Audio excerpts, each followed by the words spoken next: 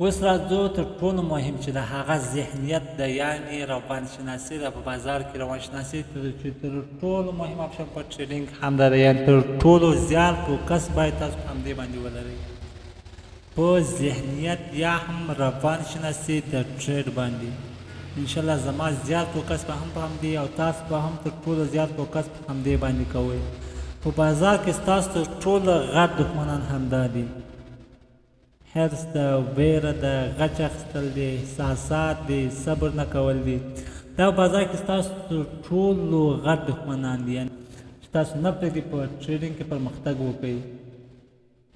نو تاسو به په بازار کې په همدې شیانو باندې زیات فوکس کوئ. مثلا ویره، ته به هېڅ کله چې ټریډینګ مارکیټ داخلېږي هېڅ کله به له ویر سره نه داخلېږي، هېڅ کله به د ویرې احساس په دې مارکیټ کې نه کوې. که ته تاوان کوې، که ته ګټه کوې، نو ته به هغه ځان سټریس ته نه ورکوې، ځان به فشار ته نه ورکوې، ځان به ویرې ته نه ورکوې. مثلا که چېرته ته وایې چې که زه تاوان وکړم یا به داسې یا زه به څه وکړم، یعنې زه باید تاوان ونه کړم. ته له تاوانه ډارېږې په مارکیټ کې. نو که ته ګټه ترلاسه کوې یا ګټه څنګه خوشحاله یا ګټه څنګه زغمې، همدارنګه باید تاوان هم وزغمې بازار کې. ځکه تاوان چې د پارټ آف ټریډینګ دی، یعنې تاوان چې د ټریډینګ یو بخش ده. هر پرو ټریډر چې ده، هر څومره تکړه ټریډر چې ده، هر څومره تجربه کار ټریډر چې ده، هغه په دې بازار کې تاوان کوي او اوس هم کوي او په راتلونکي کې به یې هم کوي. یعنې هېڅ داسې ټریډر په دنیا کې شتون نه لري چې هغه له یوازې د دې مارکېټ څخه ګټه ترلاسه کړي. هر پرو ټریډر، هر بیګینر ټریډر، هر متوسط ټریډر چې ده په دې بازار کې به تاوان هم کوي او ګټه به هم ترلاسه کوي. تاسو به هېڅکله دې مارکېټ ته له ویرې سره نه داخل کېږي. تاسو به تل په زړور زړه سره دې مارکېټ داخلېږئ. تل به کوشش کوئ، تل به هڅه کوئ تر څو تاسو په دې مارکېټ کې ښه قدمونه کېږدئ او وکولی شئ په دې مارکېټ کې په مسلکي توګه باندې کار وکړئ او خپل ژوند ته مو تغییر ورکړئ. ورسره څنګه حرص، یعنې قناعت نه کول. کومه ګټه چې تا ته پاته کېږي، کوم تاوان چې تا ته پاته کېږي، په دې باندې قانع نه اوسېدل، په دې باندې قناعت نه کول. کله چې ته قناعت پر ټریډینګ کې ونه کړې، کله چې ته په خپله ګټه باندې قانع نه شي، کله چې په خپل تاوان باندې قانع نه شي، کله چې ته د ځان لپاره کوم هدف په ورځ کې ونه ټاکې، کوم هدف ویک یا په هفته کې ونه ټاکې یا په میاشت کې ونه ټاکې. مثلا که ته غواړې چې ته باید څومره پرافټ ترلاسه کړې، څومره باید تاوان وکړې، نو که چېرته ته دا ستراتیژي د ځان سره ونه لرې، ته به هېڅکله په ټریډینګ خپل هدف ته ونه رسېږي. مثلا تا په ورځ د ځان لپاره $50 د ګټې هدف ټاکلی، یعنې $50 تا ته باید حد اقل په ورځ پاته شي او $45 چې ده هغه لوز ده، یعنې ته باید $45 زیات لوز ونه کړې په دې بازار کې. کله چې تا $50 ګټه ترلاسه کړه او خپل هدف یې پوره شو، نو ستا حرص بیا هم پوره شوی نه دی، ستا حرص بیا هم پاتې ده. ته غواړې چې نوره ګټه هم ترلاسه کړې او غواړې دا $50 دې په $100 باندې بدل کړي. کله چې ته په دې هڅه کې، نو ستا $50 هم تاوان کېږي. کله چې ته په دې هڅه کې، نو ستا هغه $50 چې دی هغه هم تاوان کېږي. کله چې هغه تاوان شو، ستا پلا شو، نو ستا حرص نور هم زیاتېږي. تا سره دا حرص پیدا کېږي چې ما خو د $50 ګټه ترلاسه نه کړه، نور حد اقل کوم 50 چې مخکې ترلاسه کړی هغه خو باید ترلاسه کړم. نو ستا هغه حرص چې ده دا نور هم زیات شو. دلته تا د ستراتیژي په پار باندې پرېکړه نه ده کړې، تا په کومه چالاکي، کوم ذهنیت باندې پرېکړه نه ده کړې، بلکې تا د احساساتو لپاره پرېکړه کړې، تا د حرص لپاره پرېکړه کړې. ځکه تا تاوان کړی، راغلی بېرته خپل تاوان ورکوي، له بازار څخه غچ اخلي. نو تا د حرص په پار باندې پرېکړه کړې. کله چې ته د ستراتیژي په پار پرېکړه ونه کړې، کله چې د صبر په پار پرېکړه ونه کړې، نو تا د حرص په پار باندې پرېکړه کړې. ته راځې $50 چې د کوم ګټلي و هغه درنه تاوان شو، اوس بېرته د هغه ریکور کېدو په لټه کې. کله چې ته هغه ریکور کوې، نور ستا پلاس هم کړې. مثلا $50 تاوان کې راځي، $50 ډاون کې راځي په همیشه، نو ته $50 تاوان کې راځي، $50 ډاون کې راځي. کله ته دا $50 بېرته ریکور کېدو په هڅه کې، کله چې ته $50 په هغه ورځ تاوان وي، نو ستا هغه حرص نور هم زیاتېږي. لومړی کې دا ارمان وي چې ته $50 ګټه چې دا هغه په $100 ګټه بدل کړې، خو برعکس راغلې $50 دې هم له لاسه ورکړه. وروسته بېرته په دې لټه کې چې بېرته حد اقل $50 ترلاسه کړي، خو برعکس $50 نور تاوانې هم شوي پسې. کله چې د دې تاوان د ریکور په لټه کې، نو بالاخره نور تاوان هم څه کوي. کله چې نور تاوان وکړي، نو بالاخره اکاونټ یې صفر کوي یا واش کوي. نو دا د حرص فایده ده. نو تاسو یې که په هدف ولګئ، مثلا ما په اصلاح کې ته وویل نو تاسو به هیڅکله په ټریډینګ کې هیڅ نه کوئ. که تاسو ته ګټه پاتې کېږي، که تاسو تاوان پاتې کېږي، باید په هغه باندې قانع اوسئ. مثلا تا $50 په ورځ کې ټاکلی دی، کله چې دا هدف پوره شي نو له بازار څخه خارجېږه. چارټ کلوز کړه، کمپیوټر دې کلوز کړه، له بازار څخه لرې اوسه. بس هغه $50 چې ته پاتې شوی هغه ولمانځه. همدارنګه کوم $50 چې تا نه لوز شوي دي یا تاوان دې کړی دی، هماغه $50 باندې قانع اوسه. بازار نه بلکې په خپل استراتیژي باید باور ولرئ. تاسو باید هیڅکله په دې بازار کې هیڅ ونه کړئ. که ګټه ده که تاوان ده باید قناعت پرې وکړئ. که لږ ګټه ده که لږ تاوان ده، که ډېره ګټه ده که ډېر تاوان ده، قانع پرې اوسئ. په ګټه باندې خو بېشکه چې ټول خوشحاله یاست یا قانع یاست، په تاوان باندې باید ټول قانع اوسئ.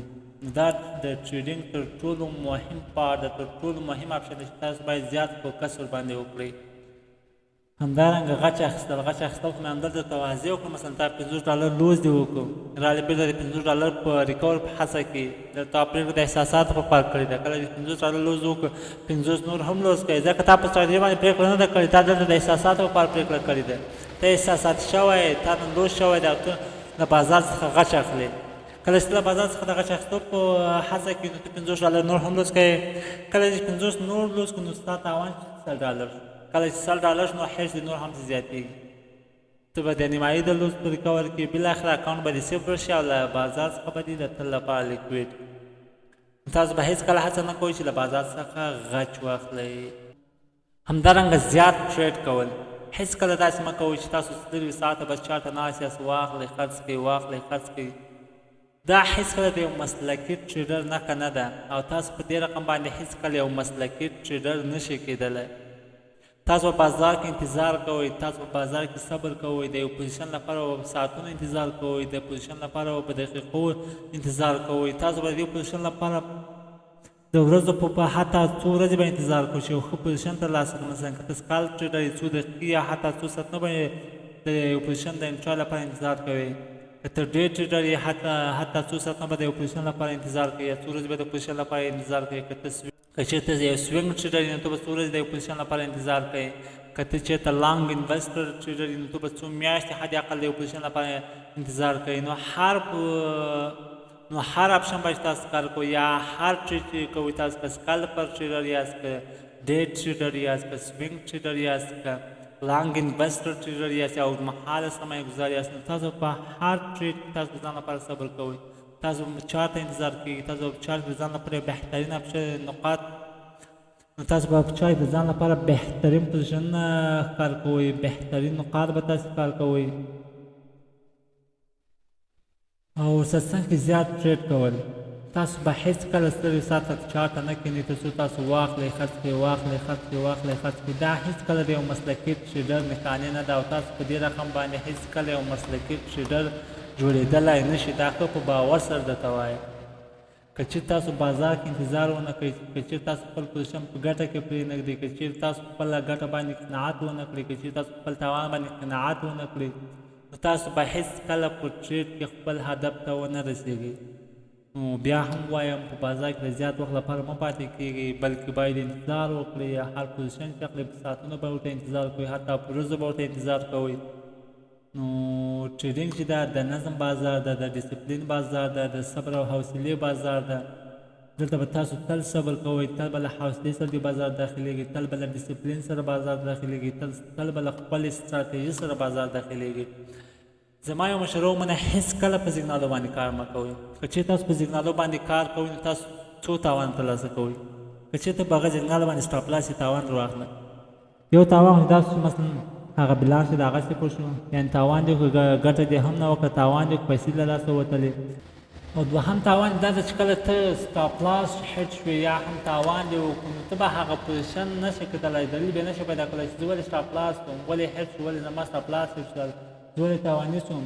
نو هغه نقاط نه شې پیدا کړلی ځکه تا دلته په زیګنال باندې کار کړی دی، تا د بل چا زیګنال اخیستی، تا د بل چا په زیګنال باندې کار کړی، تا په خپله ستراتیژي باندې کار نه ده کړی. که چېرته په خپله ستراتیژي باندې کار کړی نو تا به هغه منفي نقاط پیدا کړي چې ته ولې سټاپ لاس په دې بازار کې مشکل شي او غلط انټرای دې ولې کړی و، نو هغه دلیل به پیدا کوي.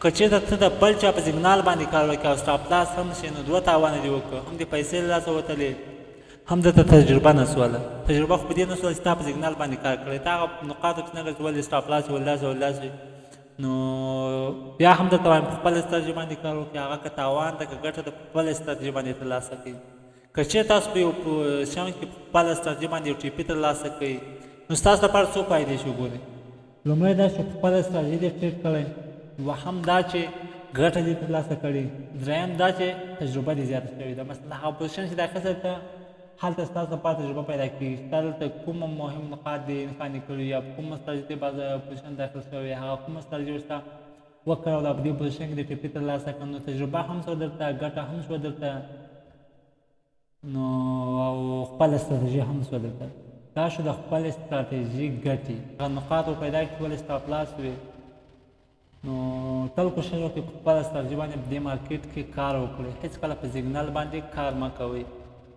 ورپسې چې دا صبر ده صبر هم مې درته وویل ډسپلین همداسې همدارنګه د احساساتو کنټرول تاسو به هېڅکله په دې بازار کې نه احساساتي کېږئ مثلا د پوزیشن لپاره یو دقیقه انتظار نه شئ کولی راځئ مستقیم اخلئ بس کنډل لا کلوز شوی ته انټرای بس کړي تل به صبر کوئ په دې بازار کې د وکړالې احساساتو پسې اخیستی رش انټرای کوئ دوه درې انټرای په هېڅ ځای اخلئ رسکي انټرای اخلئ لاټ ډېر وهي یا هم لیوریج ډېر اخلئ بالاخره غټ رسک اخلئ کله چې هماغه قیمت راغی ستا سټاپ لاس هیټ کړو څه دقیقې وروسته بیا پښیمانه کېږي چې کاش مې داسې نه وای کړی کاش مې رش انټرای نه وای کړی کاش مې زیات لاټ نه وای استفاده کړی نو کله چې ته سټاپ لاس وي یا تاوان دې کو کوشش وکړه د یو څو دقیقو حتی د یو څو ساعتونو لپاره له چارت څخه لرې واوسه تر څو هغه ستا حالت چې ده هغه نورمال شي او بېرته چارت ته په نورمال شکل باندې راوګرځي ستا احساسات چې د هغه کنټرول شي نو تل کوشش وکړئ چې کله سټاپ لاس وي له بازار څخه د یو څه وخت لپاره لرې اوسئ